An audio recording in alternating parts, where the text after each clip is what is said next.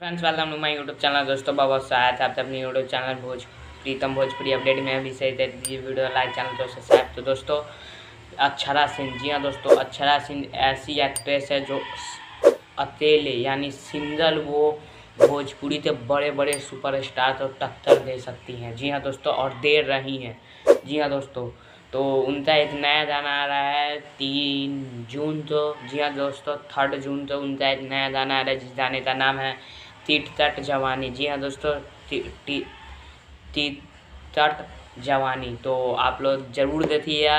इसे नव भोजपुरी पर रिलीज़ किया जा रहा है जिस गाने का नाम है टिट टट जवानी, और बहुत ही कमाल का गाना है। पोस्टर आप अपने स्क्रीन पर देख सकते हैं, और हो सकता है इसका डायरेक्ट वीडियो सॉन्ग रिलीज़ किया जाए। और बता दूँ तो इस गाने तो गाया है अक्षरा सिंह जी ने, और अक्षरा सिंह काफ़ी कमाल किया। तो ऐसे ये तो हमें कहने की ज़रूरत ही नहीं है।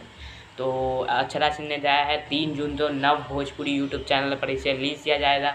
और इसे लिखा है जाहिद अख्तर जी ने, म्यूजिक दिया है विनय जी ने, गाया है अक्षरा सिंह जी ने। तो ज़रूर देखिए 3 जून को नव भोजपुरी पर टिट टट जवानी। तो जय हिंद, जय भारत।